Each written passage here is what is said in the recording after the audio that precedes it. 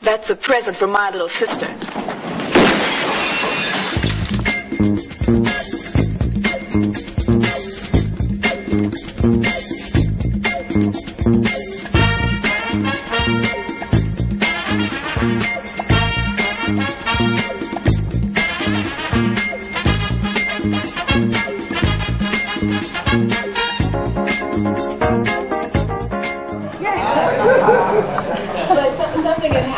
And they were behind, but the morale was great because I was working with Bo Bridges, the late Cleavon Little.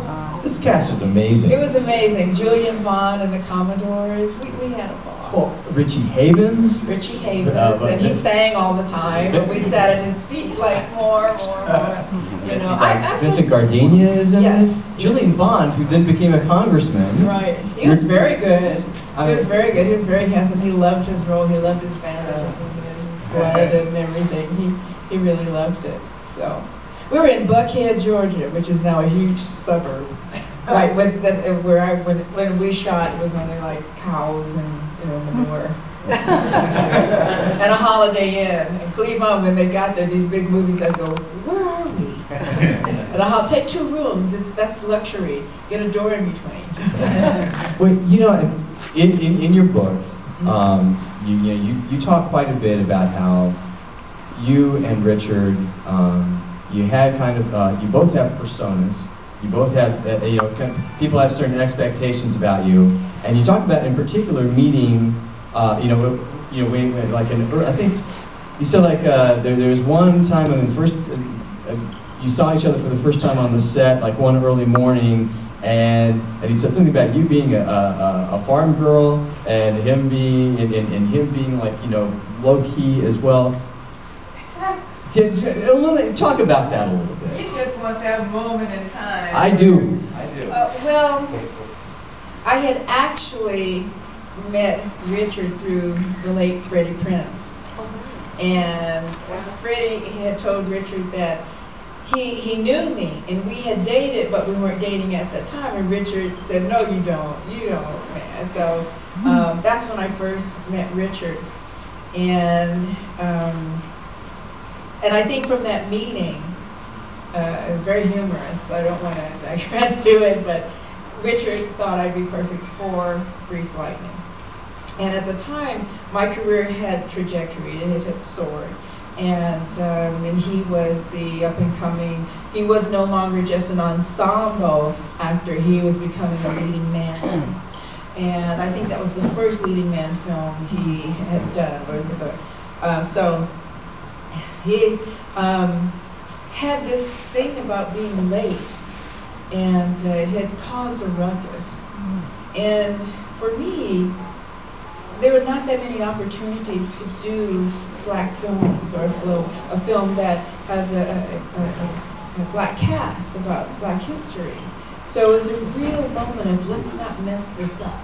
So I started hearing other things later about what was going on, but I felt that with such gratitude, I wouldn't be late and keep in 110 weather the crew waiting. So we were probably about to be canned. They were going to maybe pull the plug on us, and it would have been a lost opportunity. And so we waited. I was tired. I was hot. He hadn't come yet. It was 2 o'clock in the afternoon, and everyone, I said, and the executives were standing there watching with their arms crossed, and I'm like, uh-oh, this is not good. And so I was ready and so happy to, I'm going to work with Richard Frere. Oh my God, he's the ultimate professional. I can't wait. And so, but I'm waiting all day. This is how the big movie stars act, really? And I'm a woman in the women's movement. We're trying to tell our narrative, begging for these opportunities. And you see someone kind of squander, like, I'm a man, I can be late. Okay, do you know who I am? So I'm just an actress. I'm just an actor, so grateful to be here. He shows up Mr. Pryor's here, Mr. Pryor, let's go. Okay, let's get ready to shoot, let's get ready to shoot. Okay, let's go. Richard's here, everyone starts covering. And we're tired, we're hot, and now my wardrobe is soaking wet, my makeup is running down my neck, my hair is falling, I look like a mess, and they go, we have to send Pam to makeup. We have to draw off her wardrobe. You know, she's not camera ready, it won't match, and you know, and so we're all like really wasting a day. And I'm really afraid for all of us, because if they can this movie, hundreds of people will lose their jobs. And they gave up other jobs. So there's one thing you learn about gratitude. This is an industry where if we lose it now, it's not coming back. So the opportunity has such magnitude of importance. And so I said, Richard said, okay, so I'm ready, and they get me dried up, and they pat me down, and they fix me up, and I come on the set. It's really late, and everyone's tired, and the crew members are grumbling, and I feel for them, because they stand 20 hours a day making us look good. And they're well compensated, but it's, you know, I don't want to abuse them. So Richard comes on the set, and he looks fantastic. And he's just like the leading man, and I'm so proud of him. And so they said, okay, we're gonna start rehearsal. So I get in the position, and all of a sudden, Richard doesn't stick to the book, he starts playing around. And he takes his kitchen fork and he starts, you know, poking it at my eyes, and he starts to like, and for a second, I snapped. I snapped, you know me by now. And I smacked that fork out of his hand and went flying across the room, and I read his ass, you know. Right in the riot act? Riot act. In front of everybody. And his eyes got, like, he froze, and the crew were like, oh my God, you know, Pam's gonna walk off, this is the end of the movie, and, you know, everyone was really afraid. And I just told him, don't waste our time, we're professionals here, we don't have to wait for you, I don't care who you think you are. This is a luxury, this is an opportunity for you to be the leading man and show what you can do. And you're gonna mess with? No, I don't think so, I waited for you. And so I said, do you know your lines? He says, well, no, do you know your lines? Let's do it. If you don't, I'll come back when you're ready. So I walked off the set, and that was it. I went to my dressing room, and I was so upset, you know, that he did, because it scared me that someone would stick something in my face, in my eyes. So I walked off and respected myself, and that's when he fell in love with me. That's what Richard Pryor is. If you respect yourself, he was just testing me. Right. It was a test. However, we're about to lose the movie. So I said, no, not on this time. Not on your time when we're at a picnic or a party out in the street, but not on this, you know, the studio time. So they called me back and Mr. Pryor knows his lines and he's ready to rehearse now. And I'm going, okay, that's what I want to hear. And like, pow, pow, get it done. And then they said, okay, it was so beautifully done. Everyone was so tired. And I was just very lucky that we didn't get canned. But I did stand up to him, because that's all I know is the truth. And I don't get as many opportunities as men do. None of us as women at that time. Right. It was set in 1976. So I just want to let him know, I'm here to work. Let's make this the best movie we can in this man's honor. But you know something that, and I've learned this about you yesterday, and I actually had an opportunity to spend some time with Pam during the Jackie Brown period, during the publicity run for that. But I didn't know this as much at that time as I did because of the interviews and the Q&As yesterday. But you really kind of approach, from what you've been telling us, acting kind of like from that worker bee standpoint. You know your stuff. You go in, and it's funny. Like, you know, we had this moment where I was saying, you know, there's a few things that are more frustrating, and because I've spoken to a few, for a director than when an actor is learning their lines in the process of shooting a scene.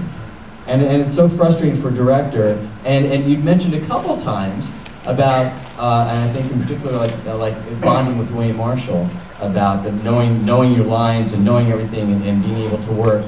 And I was absolutely impressed by that. And I wanted you to kind of talk about that, because I think, frankly, yesterday, of course, you talked about your book, but I think you've almost given out as many shout-outs to Stanislavski's An Actor Prepares, you know, during that time. I mean, you're serious about this, And let's talk about that a little, because I don't think people really see you as putting that kind of time and energy into it that you clearly do. Yeah, it looks easy that I can, you know, snap on the set, but not only did William Marshall come from theater and Shakespeare, but I came prepared. And you know, Scream Black Widow Scream was considered like a B movie. And when I began with Roger Corman, the first film that I had done, basically I was leaving 3 jobs and the opportunity to go to film school eventually, if I saved enough money. And I was going through a lot. Kareem Abdul-Jabbar was trying to convert me to Islam and marry and have children. And he said, but you're going to go to school? I said, what, go to school while I'm having a child every year? How am I going to do that? You know, so I didn't believe him. And then I had an attack, a third attack, that was very traumatic, and I thought I was going to die that day. I was on my lunch break, and I was with a mentor, and he snapped on me, and I don't know what it is about me. I mean, I was homely. I had like a half afro, or my same old blouse, the old skirts and shoes, you know, and I'm a starving student. I don't have money to buy clothes. So this tragedy happened, and I ended up snapping, walking down the street, going back to work late, really upset. And Roger Corman had offered me a role in a film about these women in a Philippine prison. Basically, it's a wet t-shirt prison, you know, kind of Philippines. I didn't know that, but I knew that I thought, I can't leave my jobs, Roger. Every actress wanted the role. I turned it down. I said, I gotta go to school. I gotta keep my jobs. So I'm true to myself. You know, I'm a child of the women's movement. I gotta keep my journey going. And so when this happened, I talked to the agents, and Roger said, I'll take that job. I want to get out of town. I can't take this anymore. I need to learn on the set. I need to I don't know how to be an actor, Roger. So I can't get hired. This is a huge gamble for me, huge risk. And I don't know anything about acting, but I did enjoy being a part of guerrilla student filmmaking one night in a band with some of the students. So, Roger, I'll take this job at $500 a week. I had 3 jobs and was making $140 a week. So Roger, I said, hey, read Konstantin Stanislavski, The Act of Repairs. And I went and got it. And he said, when you read this, trust me, I will not fire you. You will, I have the feeling you'll do very, very well with it. And when I read it, how The Act of Repairs, how you find your truth and you stimulate your truth. And just being Stanislavski, as he said, you know, when I give you an action, the act of repairs, when I say smack that bitch, you smack that bitch. So you don't gotta like sit up and swing. You know, you street fight. You know, so I smacked the bitch. I smacked her 2 or 3 times. And the director, Jack Hill, was like, oh, that's great. You really do that well. We love the way you fight. Like street fighting. It's so authentic and organic. Yeah, it's called kick your ass.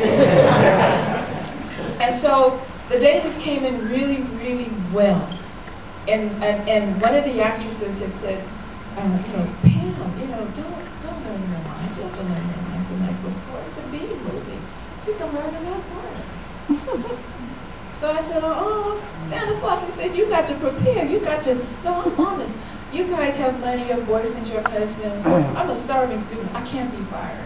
So I'm going to come prepared.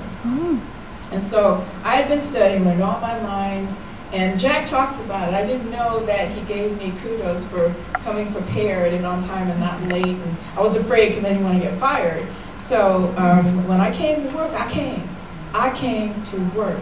And it was with such respect that it wasn't a B movie. It was just, I'm doing the work. So instead of wet t-shirts and mud, it was Chekhov.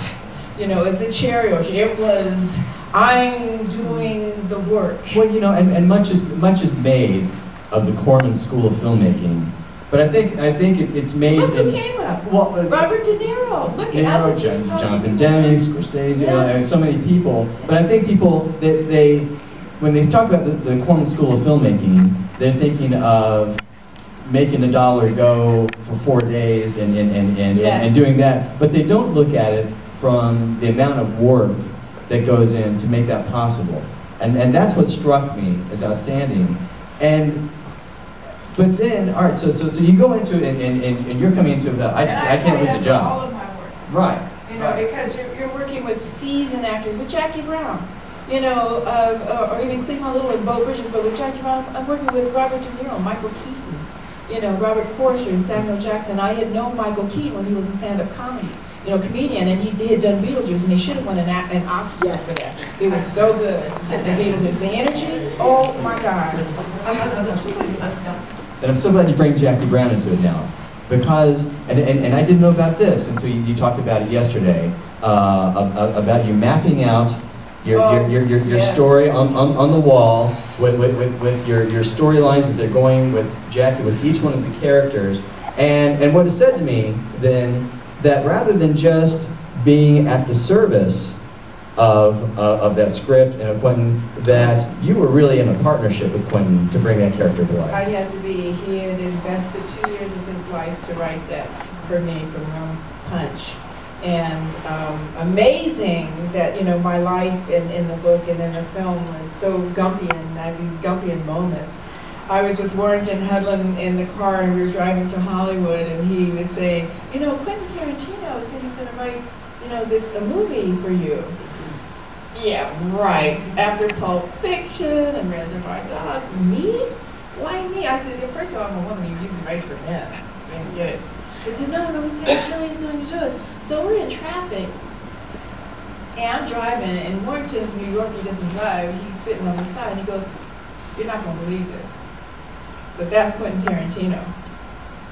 Quentin was standing in the street macking to a blonde. In a t-shirt and I think it was barefoot and some shorts. And I go, no, really? You look like a homeless man. No, he said, no, that's Quentin Tarantino, really. And he said, I'm going to call him over. And I said, I really felt Warrington was going to call this guy. And the guy was going to look and say, what is he talking about, you know? And he said, hey, Quentin, come on over. And Quentin said, hey, I'll talk to you later. And he came over, and I was like, oh my God, this is going to be scary. And Warrington says, hey man, it's Warrington Hudlin, how you doing? Quentin Tarantino, meet Pam Grier. And all of a sudden, Quentin freezes. And he elevates, he goes, oh my God, it's you. He says, you know I love you, I have all your posters in my office, and I'm writing a movie for you. And I'm like, about to collapse. I'm going, are you kidding? I said, oh my God. He says, no, really. So he comes around all the way. He says, no, really, I really love you. He's like, I'm going to move and oh, get out the street, come on in. Can we take you somewhere? Can we feed you? You know, like a homeless man. And so he says, no, I really am. I got to go, but I'm going to send you a script in a couple of months and we're going to do it. And I'm like, okay, great, thank you very much. You know how many people have told me they're going to write a movie for me? And I go, hey, thank you, I'm really honored. Thank you for the shout out in Reservoir Dogs, okay? Thanks a lot, I really appreciate it. So 2 months later, I get a manila envelope, and there's been these, you know, you get the postal, the notice that says there's 44 cents due. And so I keep getting it. I've been ignoring it for 3 weeks. So I take 44 cents on this ticket. And they sent me this envelope. And in the corner it says Tarantino. And I'm going, oh my goodness. And he didn't have 44 cents. And he's a gazillionaire.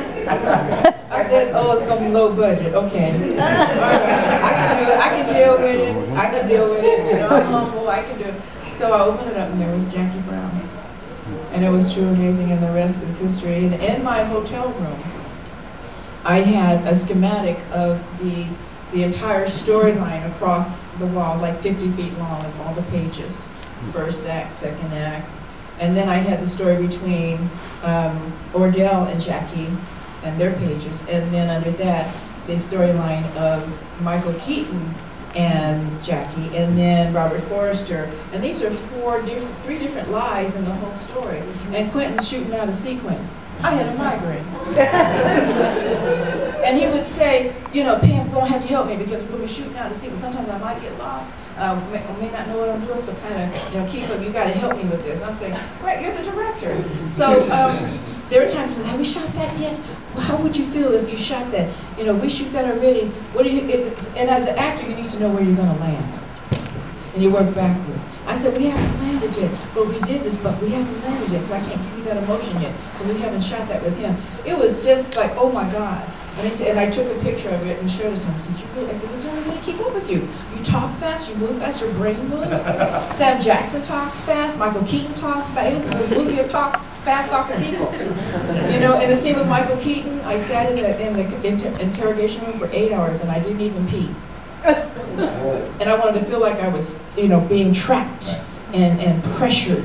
And Michael Keaton has such, which one thing about that Stanislavski teaches you is beat and rhythm.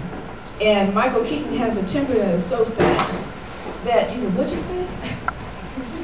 You know, boom, and he's scary, and he was perfect at that. Sam too, when we had the argument on the balcony, I said, what is with these people? I need to drink more coffee. I need to be able to keep up with these fast-talking people. You know, and the thing is, I didn't know, as Richard Pryor reminded me when we get into arguments, that I talk so fast, he can't keep up with it. You know, and he talks about when a woman gets on a roll, she gets angry, he says, you one of them. You know, so, yeah, but that's the wonder of really learning and appreciating what an actor learns. Yeah. And finding that truth. And if you have your truth, then everyone matches your truth with their truth. And if it's false, you'll know. I want to get everybody involved here, but I want one more question there, because when we have someone like yourself that is so incredibly generous and open about how all this stuff works and what it's like,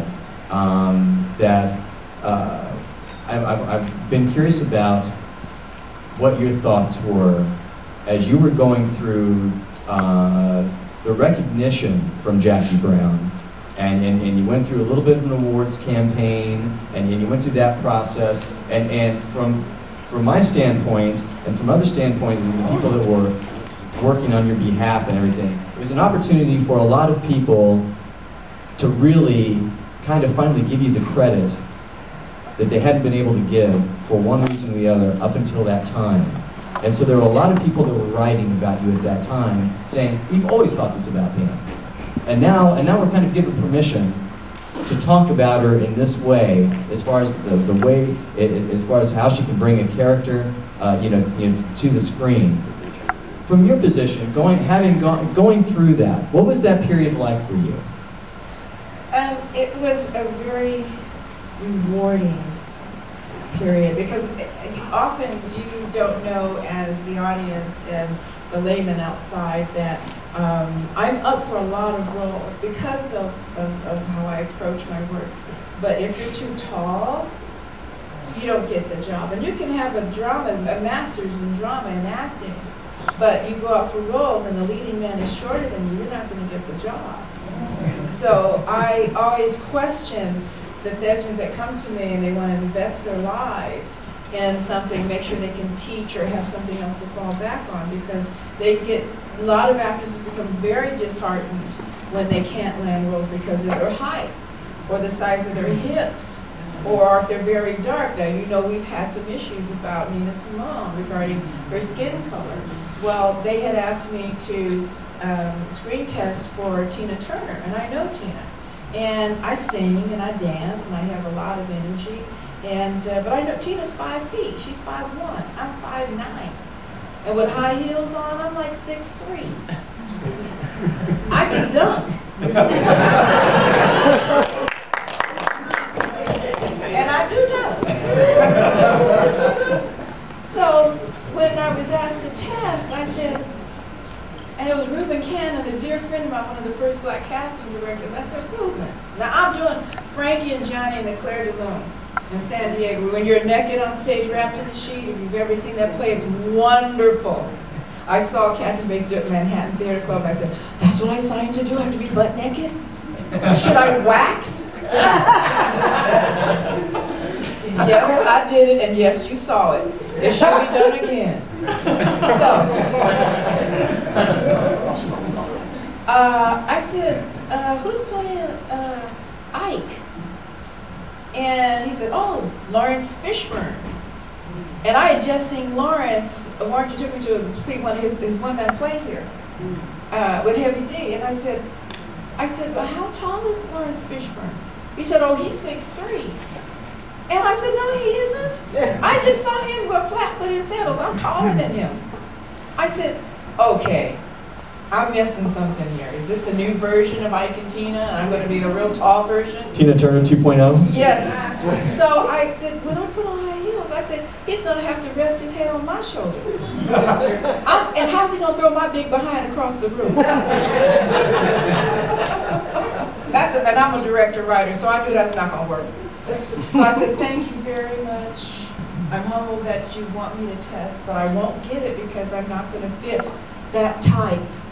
And I don't want to break my heart preparing for Tina Turner, singing and dancing and rolling. And they go, oh, you're too tall. And your butt's too big. So, you know, I know as an actor what I can do and what they were doing, and they were going to misfire. So I use that. So there's a lot of work I won't get because of me, my type. And so you'll see very little of me. And everybody says, oh, I see more of you, there's just not going to be that. And so when I finally get, and I had cancer, I almost died, I'd gone through so much in '88, and then I did Above the Law, and I didn't think I was going to come back into acting because I didn't know if I'd be able to remember lines, even though I have an excellent memory. That's what saves me. And I didn't think I'd be an actor ever again. And then all of a sudden Quentin. So somehow I survived, kept my passion, and my respect for the craft and the art. I'd done 4 years of nothing but theater. So I think I was gifted with Quentin seeing something in me and writing for me. So I had to stay alive. I had to be prepared for this intense amount of work with these incredible actors, and I didn't want to get fired. Can you imagine? Quentin Tarantino fired Pam. She couldn't live up to it. She couldn't remember lines. She came to work late. You know, no, that wasn't going to happen. So I had survived for this. So people, now that you've heard it, understand maybe that was the gift I was supposed to receive for not getting, for what I had, for my gratitude in life. You know, you never know what's going to come to you in gift form. Well, you know, and I was ready for it. And I'm sure I can speak for a lot of people out here, because I know at the time there are a lot of people like myself that were saying on your behalf, it's about damn time, when those stories were coming out and when people were writing about that. I mean, seriously.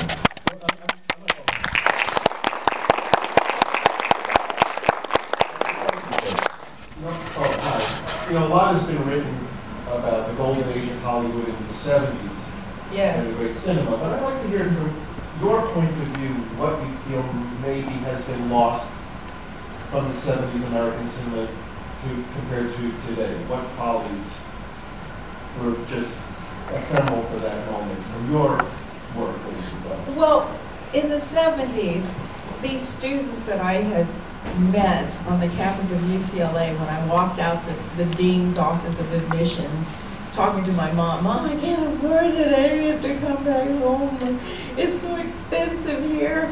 Well, I don't know what I'm going to do. And there were these students packing up their van to go make their films, their 15-minute, you know, film pieces for their class, their courses. And they invited me because I was fascinated by what they were doing. And when we got in the van, they started talking about Truffaut and Bertolucci and, you know, Kurosawa. And I used to go see a lot of the Japanese and Chinese martial arts films. And I saw them making an incredible film with very little money. and there was this beauty that came out of it, in texture and film and acting and sound, and it was just something very special. And in the 70s, we made films that I had done, not only Roger Corman, but Coffee for $650,000. They made like 12 million. But we had old cameras and old equipment, and people worked really hard, and there was just fabulous organic, you know, texture. And like Quentin, I'll try to articulate this for you. Quentin made a scene in Jackie Brown that was 15 minutes long to replicate the length of the scenes in the films we did in the 70s, because we didn't have the budget to cut when there was a plane, when there was a dropped line, you know, so we had to be really ready with our dialogue. And so we didn't have a lot of post-production money, so you would see more scenery, hear more sounds, because we didn't have the budgets to cut and make and do post-production sweetening and, you know, sweetening and you know, that thing that takes away the element of great film work. And then when the student who was directing us in this van one night, because we didn't have a permit, we were pushing the van as if it was our dolly while they held the camera out the window. And because we, you know, we couldn't turn the engine on because we would, you know, kind of annoy the neighbors and the residents. And he talked about Federico Fellini. There's no beginning, there's no end, only passion in filmmaking. And they were talking about all of these foreign directors who shot with an economy. And that's what Quentin did. He wanted to replicate, you know, Jackie Brown to be a film in the 70s. You notice the cars? Mm-hmm. The apartments? Mm-hmm. Nothing new or modern. It's timeless. You don't know what era, what year Jackie Brown lived in. It looked like the 70s.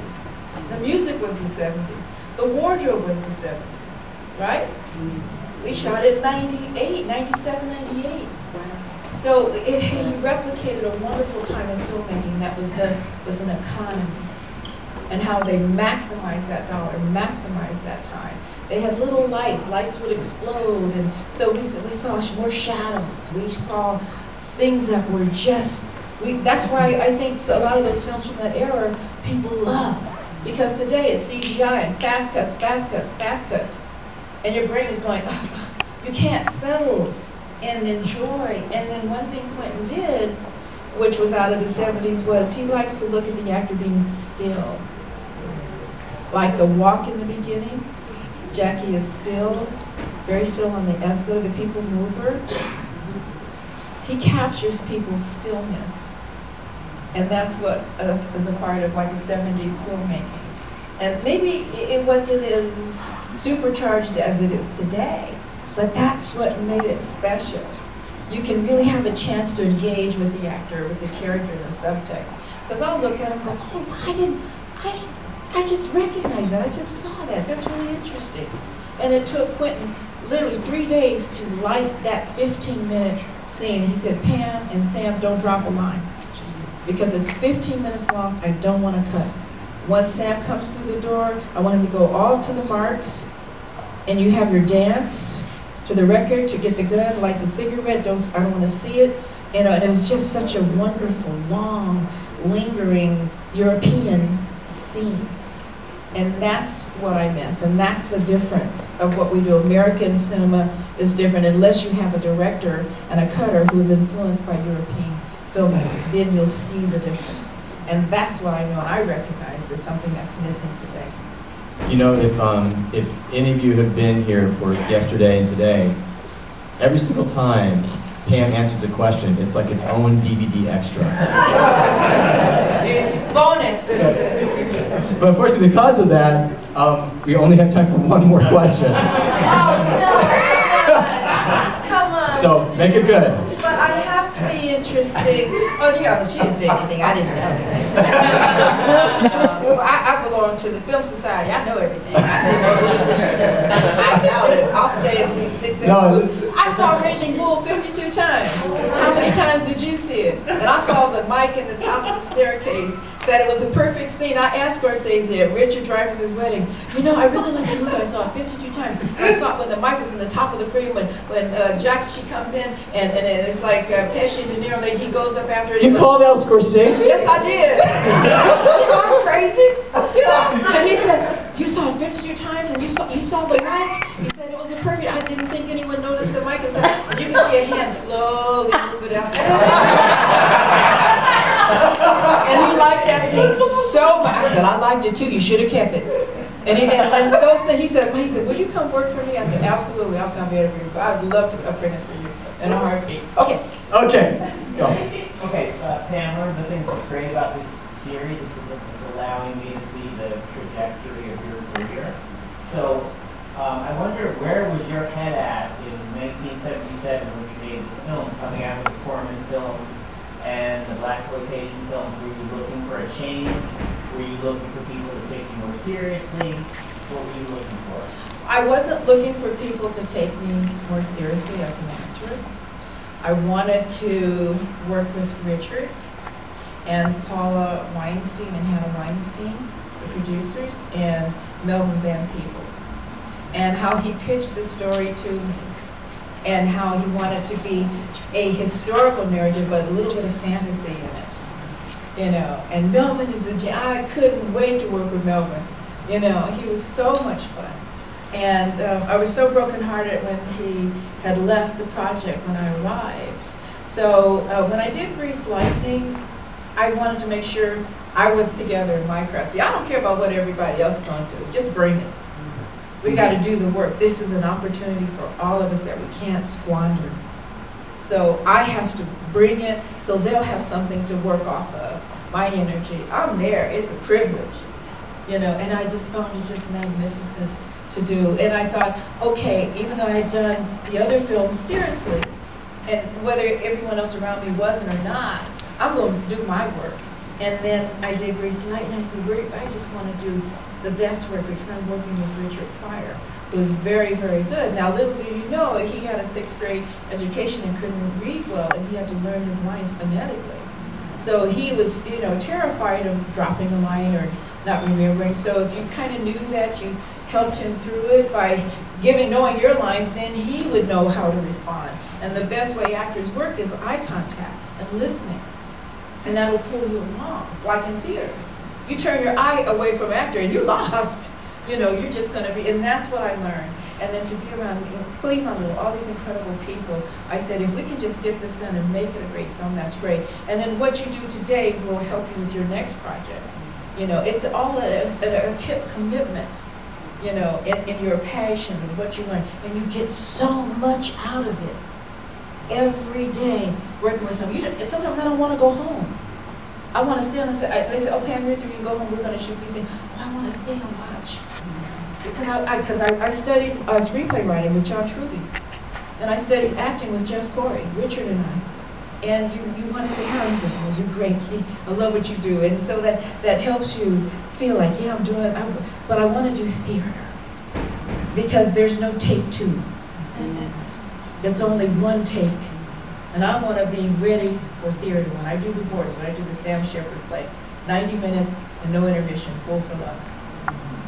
And we did it for 9 months, 8 shows. I loved it. And I said, okay, this is what I was meant to do.